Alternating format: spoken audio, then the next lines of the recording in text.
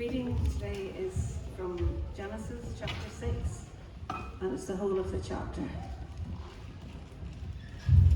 When men began to increase in number on the earth and daughters were born to them, the sons of God saw that the daughters of men were beautiful, and they married any of them they chose.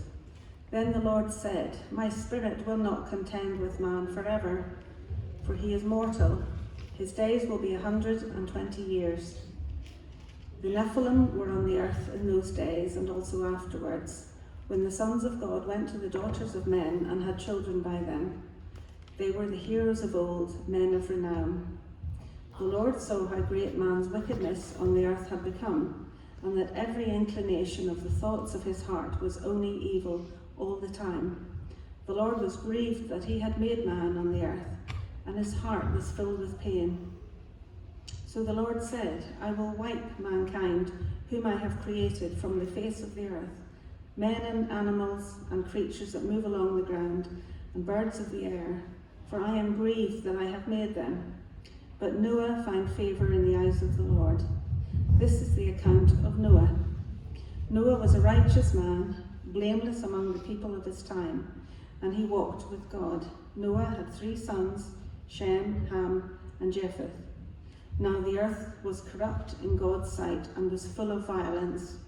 God saw how corrupt the earth had become, for all the people on earth had corrupted their ways.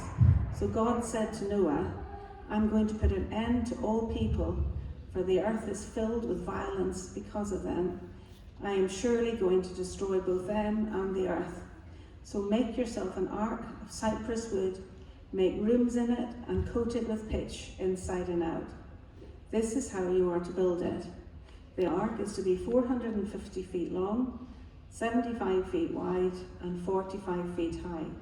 Make a roof for it and finish the ark to within 18 inches of the top. Put a door in the side of the ark and make lower, middle, and upper decks.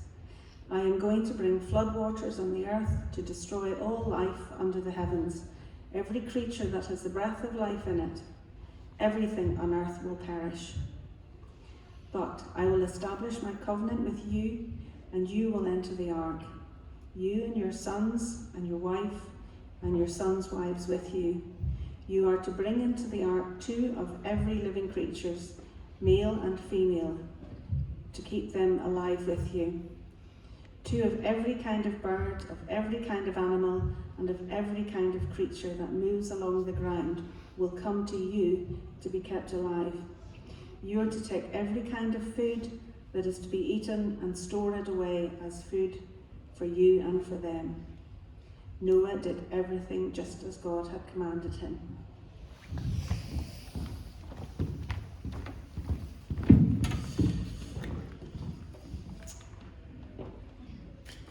Excuse me. As we watch the news just now, it makes pretty hard watching, doesn't it? It's pretty painful. Internationally, there's just a lot of war in Ukraine. It's just been going on, it grinds on just awfully. All the horrific stuff we hear about in Gaza, the stuff that's been going on for the past decade in Yemen, and then stuff that's going on with Yemen and shipping channels and North Africa, Myanmar. There's just so many complex conflicts going on, isn't there? It's agonising and painful for the people who are caught up in it too. Even in our lives, in the West where we're not at war, there's just so much strife between people, abuse in workplaces, even in homes, and we ache as we consider it all. For some, all this evil and suffering and death means that there can't be a good God who made this world. We kind of think of Stephen Fry's really famous clip back in 2015, where he talked about this as the reason why he doesn't believe in God. And the argument goes like this, it's a really old one. It says, if God is all powerful, he could stop evil. If God is all good, then he would stop evil. Evil exists, therefore there can't be an all-powerful, all-good God in the world. Now, a philosopher would tell you that, logically, that doesn't really work, because if you're considering a being so big and so great that you could expect them to stop evil and suffering, then you're simultaneously dealing with a being so big and so beyond our understanding that you might have a reason for letting these things happen that we've not worked out. So logically, it's actually not that great, but I think emotionally, even for us as Christians, sometimes we feel like, why does it have to be like this? Do you care about all this? Well, we've been doing this series in the book of Genesis, looking at these kind of foundational chapters for how God has set our world up. We had 9 weeks looking at the first 2 chapters of just the wow of how God set our world up, and the beauty and all the dignity it gives to human beings. Then in chapter 3 we started thinking about what's gone wrong in our world, the origin story of brokenness, death and evil in our world, as the first human beings turned away from God to decide right and wrong for themselves. They were deceived by the evil one who gained like a genuine power over our world through this, and you have original sin, this kind of disease that just goes through the generations. We all keep choosing selfishness and evil. And then we saw chapters 4 and 5, like our world grow and develop, and you saw beauty and with art and creativity and invention, but at the same time as that grows, that was not in any way able to sort the evil in the world. Development and stuff wasn't able to, as evil grew alongside it. And I guess today, these verses help us think about God's response. Is it all part of his design, so is all good, he's happy with it? Or something else? Does he care? We're going to walk through this passage in 3 steps. We'll be looking at it more next week, so we'll kind of not cover everything, but in 3 steps we're going to honestly engage with the evil in the world and think about God's response to it and what it means for us. So, first point we see here is there's a lot of evil in our world. After centuries of growth and development of human beings, look at God's assessment of us in verse 5.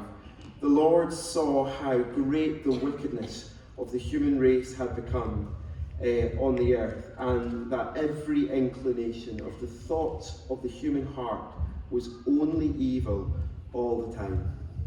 There's an evil going on in human beings that's so great that it eclipses and corrupts any good. It's a bit like if you kind of look back to someone like Jimmy Savile.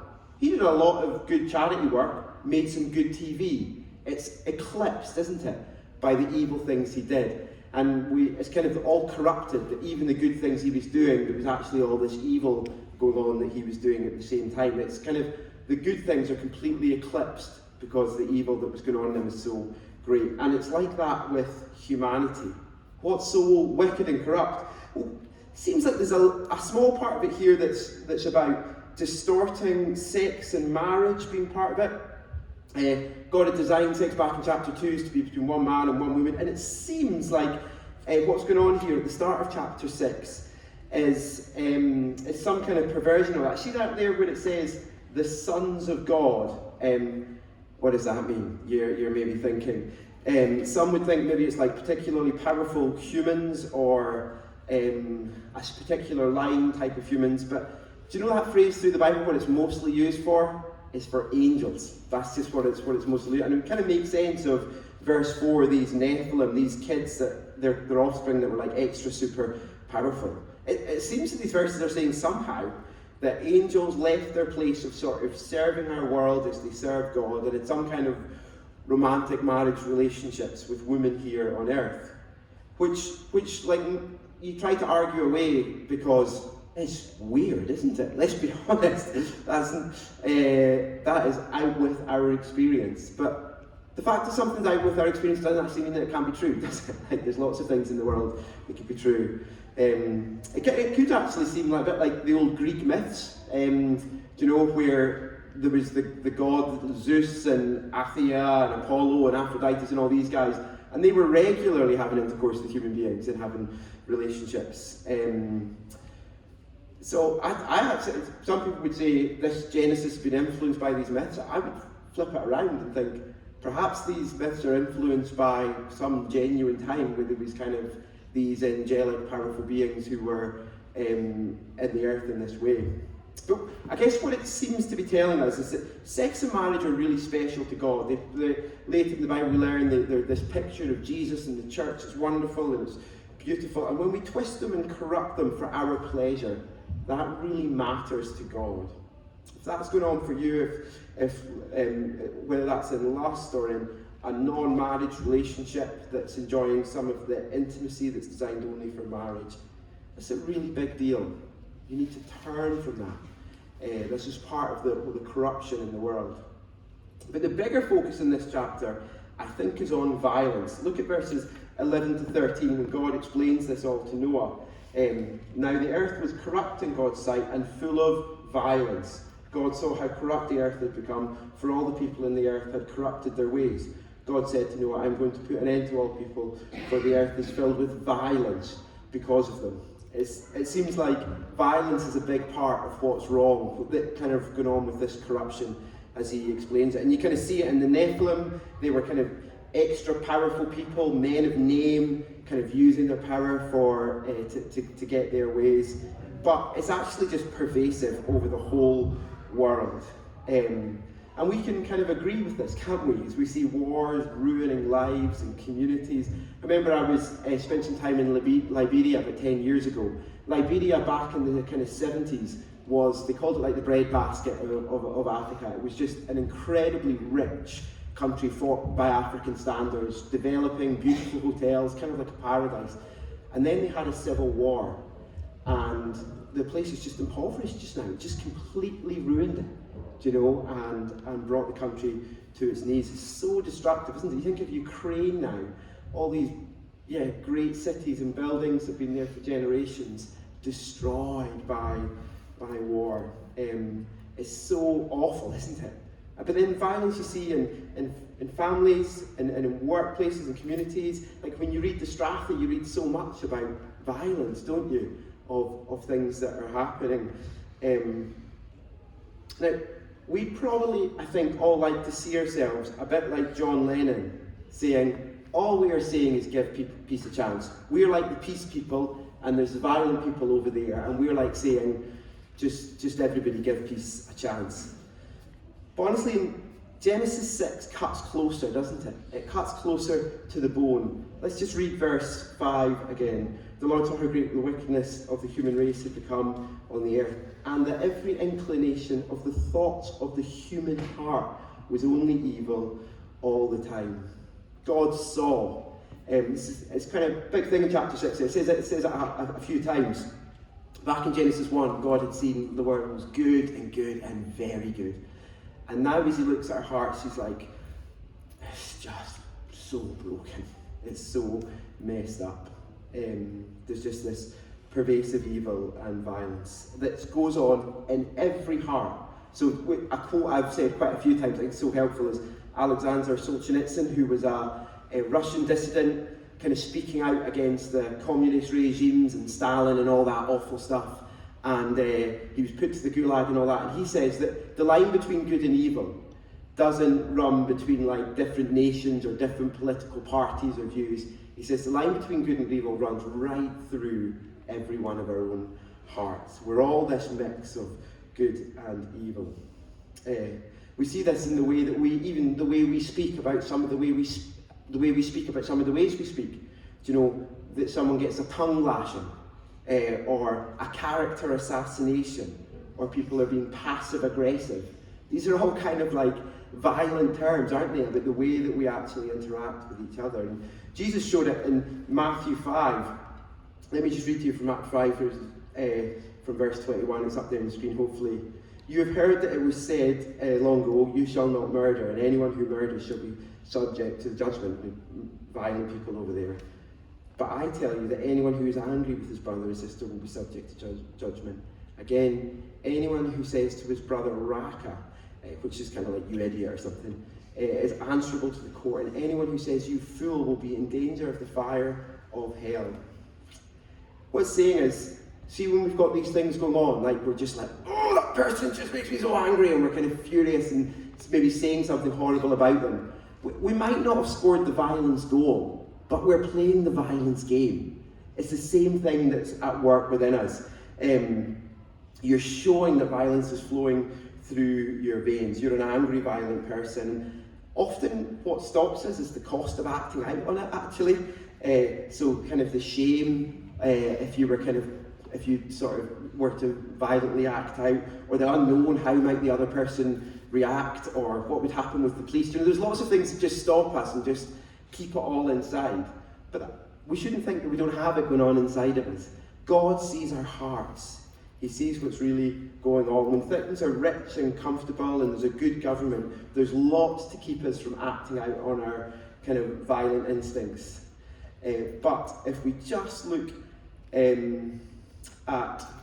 if we just start to think about our own hearts, we see what can happen. If you were to take those away, things would change very quickly. I don't know if any of you guys have heard of the Purge film. I've not watched it, but let me give you kind of what the film's about, and you'll know what the film is about when I say it. So the idea is that for one day, for 24 hours, there's no laws. You can do anything you want, and nothing will happen to you. So a kind of civilized society has 24 hours of no police, no government. You can do whatever you want. What happens?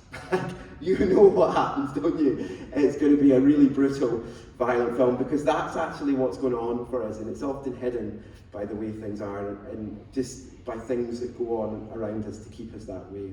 We spoke months ago about how Nazi Germany actually showed this really clearly as well. We had these kind of these accounts of ordinary policemen, just nice guys, local bobbies in the community, just doing the most awful things to Jewish people. And you would never have imagined that they could have done it, but it just the right context brought out what was all there. And the psychologist Jordan Peterson kind of speaking really clearly that, like, he says, you don't understand yourself if you don't realise not just that you could be a concentration camp guard and do the things they did, but you could enjoy it. He says, if you don't see that that could be you, you just don't get kind of what your heart is capable of. As humans, we're really good at convincing ourselves that our violence isn't evil. What's going on for us? We're actually quite civilized people. But it's so helpful to see that there in verse 5 that God sees. God sees our heart. He sees the violence that we persuade ourselves that isn't real. We kind of say, we convince ourselves, they were rude. I was just telling someone else about how rude they were. I was just talking about what was going on in their life. But God sees we wanted to bring them down. Some of those words were trying to get revenge, slanted in a certain way to make them look bad so that the other person might not like them. We would say, I was just closing a door a bit hard. It's not that big a deal. God sees we were doing violence to that door so that everyone could know this is what I want to do to you because I'm so angry with you. The person cuts you up and gives you the finger on the road and you shout, you bloomin' idiot driver! How dare you! We say they were just an idiot driver and I was just getting a bit frustrated with them. But God sees we might not have chased them down and banged on their window to have a fight with them. But that was really to do with circumstances and worrying about what might happen rather than actually because we didn't have that going on in our heart. So actually, when we look at this in detail, we see evil, corruption and violence are just all around us in our world, but they're actually all around us in our hearts. These are big things for each of us. So I guess the next thing to think about is, what's God's response to all this? We see God is distraught and must destroy evil. The language in verse 6 is so strong, isn't it? The Lord regretted that he had made human beings on the earth, and his heart was deeply troubled. That idea is regretted. I just wish I'd never done this. It's got so yuck in these people's hearts, and he's deeply troubled. It's like a phrase of like angry grief. You kind of think of the film Gladiator, when Maximus's family have been killed, and he comes and finds them, and he kneels down in the field, and he just screams like, "This is just awful. This is just so unjust. I'm so angry and hurting." That's something of what God is feeling in these verses. He hates and aches at the evil and corruption of his very good world. Why have they got to do these things to each other? It's just got to stop. But you can't say, like, couldn't God have just stopped it? Made the world never have that? The Bible teaches that God is sovereign over all, like he's the boss of everything. Ephesians 1 says he kind of works everything in conformity with his world. So how can he regret something if it's within his wider plan? A helpful way I heard it explained once was, if you kind of think of a wide angle lens or Google Maps zoomed out and zoomed in on time, or kind of wide angle or narrow angle view on things. In the wide angle, God sees the end from the beginning. He is outside of time, and he has good, loving purposes we don't understand for permitting us to go the way that we have gone and not having ended things. Yet one day we will understand them when we are with him. But then, in the narrow individual things, there is this distraughtness, this just awfulness. I can't bear to see them do this stuff to each other. I can't bear to see the ugliness of what's going on in their hearts. And it's really important that we hold these two truths together, or we'll get a distorted view of God, that he is sovereign, but he is also deeply emotionally engaged with the wickedness in our lives and in our world. And because of his massive care and investment in this world, God can't just ignore it. He is the phrase the Bible uses is he is holy. He is perfect in his moral goodness and justice. If he didn't do something about it, he would cease to be good. He would cease to be holy. A theologian I think who's really helpful in this is a guy called Wolf. I can't even remember his first name. I'm not really down here, I'm so sorry. But Wolf says this. He was a guy I wouldn't agree with very much on a lot of things, but he was a Croat, so he knows what it is to engage with war and the evils and trying to forgive people. And this is what he says. He says, it takes the quiet of a suburb for the birth of this thesis that human non-violence is a result of a God who refuses to judge. In a scorched land, soaked with the blood of the innocent, the idea will invariably die like other pleasant captivities of the liberal mind. If God were not angry at injustice and deception and not make a final end of violence, that God would not be worthy of our worship. Do you see what he's saying there? When you really engage with the evil in our world, you kind of think God, a good God must do something about it. It's interesting as we think about evil and violence, a problem for beliefs in God. It's actually also it's also a problem, I would say a bigger problem, for a belief in no God. Because if you want to see things that are evil and there's no God, then what bar do you use to kind of say that's no good? You can say me and my friends don't like it, but how can you say that that's evil? How can you say that Genghis Khan kind of raping and pillaging his way across the world? What's wrong with that? He's just a strong person using his strength to get his power across. I heard a quote this week from Mein Kampf, the kind of Hitler's book that he wrote to kind of galvanise the Nazi movement, and he called it, it's literally called My Struggle. That's what Mein Kampf means. And he's basically like, life there's no God. Life is a battle between genes, selfish genes trying to get prominence, and he's just like, I think we're the best. So we need to struggle and beat everyone else to kind of show our strength. And you kind of go, well, actually, if there's no God, what's wrong with that? He's just, what barometer do we have to say that is not good? We'll look at the details of the flood in more detail next week. But for now, what we need to see is that there's great evil in our world, there's great evil in us, and it's heart-wrenchingly awful to God, and he must judge it fairly. That must be what he does. At that stage, this involved a worldwide flood, and Jesus picked this up and says this is just a picture of the final judgment that he will bring about when he will return. He says he's going to get rid of all sin and evil and violence, and he's going to remake our world perfectly. But I guess that's a problem, isn't it? We can see that's a problem, because if he gets rid of all evil, and there's evil in all of our hearts, then he would have to get rid of all of us. How can it be possible for us not to be destroyed, and for God to justly judge and get rid of evil? And that's the last thing we see here, is that we need to receive God's kind means of grace. We've said before that Genesis is like this, it's broken into 10 sections, and there's like a wee link bit before the end of a section, and then it says this phrase, this is the account of, and then it says blah blah blah, whoever it's an account of. So you see here, we're kind of, chapter 6 kind of bridges 2, doesn't it? So the end of the section just before verse 9 there, as it talks about Noah, is pretty bleak, isn't it? It's kind of this 5, 6, 7, just like basically God's like, I've got to destroy this whole world. It's a really bleak ending. But like there has been in the other ends of the other sections, there's this little glimmer of hope in verse 8. But Noah found favour in the eyes of the Lord. Someone found favour with God. That word favour literally means like grace, undeserved kindness. God is up for being kind undeservedly to human beings. He's up for forgiving them in some way. And Noah receives it. It's interesting, in the next verse we learn about all these good aspects about Noah's character. But grace comes first.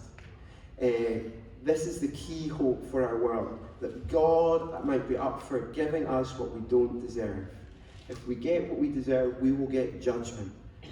But God is up for being kind to us. Isn't that just brilliant news? In His grace, God provided a way for Noah to go through the judgment and be saved. For him and his family and the animals, they could be saved in this ark. And it's like a giant arrow for how we can be saved from God's judgment. If we can be in Jesus, not just kind of believing in Him vaguely over there, but genuinely trusting Him, being joined to Him. So it's like we're inside Jesus. Because when He died on the cross, if we are in Him, if we are truly joined to Him, it's like He died for our sin. He took our sin and He died for it. So we can be completely forgiven, and we can be raised to a new life and a hope of a life forgiven, a life in God's world with Him now, and be able to be in His forever world when He's going to get rid of evil. So I guess the question for us really is are we living in God's grace, in His undeserved favour? Would that be something that characterises your life? Well, how would you know? How would you know? Well, if we look at what the next verses say about Noah, it's quite helpful as a kind of diagnosis of our heart. So Noah, this guy who was found by grace, who received God's grace, what does it look like? Well, verse 9 says he was righteous and blameless in his generation. Not that he was perfect, that becomes super clear over the next few chapters. But this grace had changed him.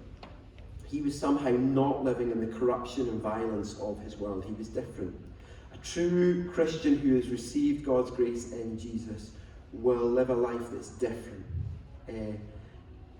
It will change you. You will become the way violence works in each one of us, the way selfishness works in each one of us, that will start to change. Not that you'll suddenly become perfect and better than everyone, we don't say that at all, but your heart from where you are will start to change as God's grace works inside you. If you receive it, you can't help it, it will change you. If it doesn't change you, then you've not received it. And you will become more and more righteous and blameless. Things your culture convinces you are right, but are wrong, you will start to see that and turn from them. But also, he was righteous and blameless, but he also walked with God. This is what we looked at. Enoch, the one guy that never died in all the generations in chapter 5, this is what he did. This is what God did with people back in the Garden of Eden. It's what God wants from us in our world. He doesn't just want us to be people who be good and don't be bad.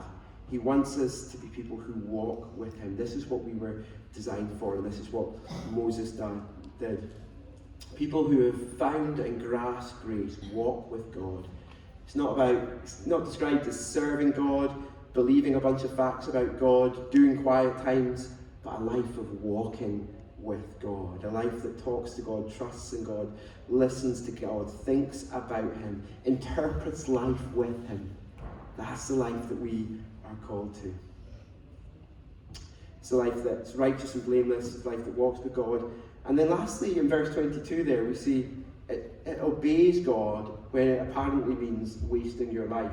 You see, notice that in verse 20, he did everything just as God commanded him. That everything that just God commanded him is building the most ginormous boat as like one guy with his family. I mean, what a building project that would be.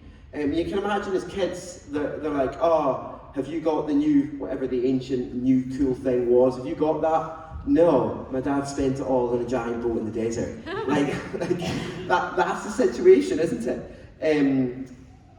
He lives in a way that if this is not true, it's completely stupid. And actually, if you've received God's grace, if you've truly come to know Him, it will at times look like you're picking up a cross, an instrument that's designed to torture people to death, as you follow Him, and saying, use this on me if you need to, I'm not giving up following Him. It will feel like choosing death rather than life. It might be embracing persecution when that's really difficult and keeping going. It might be reprioritising your money to something that building towards something He is doing.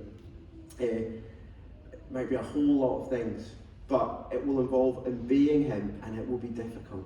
And if you're not willing to obey God when it's difficult, if you're not willing to live the righteous ways that are different to our world, if you're not very interested in walking with God, just have to kind of think, have you received grace? Have you actually received it? Or have you forgotten about it? Something that was active in your life some years ago and isn't anymore. God doesn't pretend that we're all good and deserve nice things. In fact, He sees the depths of the inclinations of our hearts, and He calls it what it is, wicked, violent and corrupt. But He loves us and has worked a way for us to live in His kindness. Let's make sure each one of us is doing that. The stakes couldn't be higher, could they? Because God needs to get rid of the evil in this world, and we need to have received His kindness, not to be swept away with that. Let me pray. Father in heaven, we acknowledge as we look at the awful, revolting violence in our world that actually that corruption is in our hearts.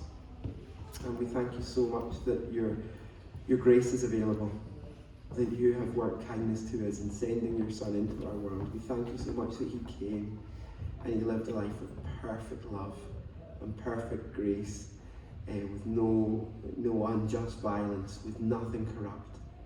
We thank You that He took all our corruption on Him, that we might be forgiven. And we just want to trust in You and receive from You and live in light of that.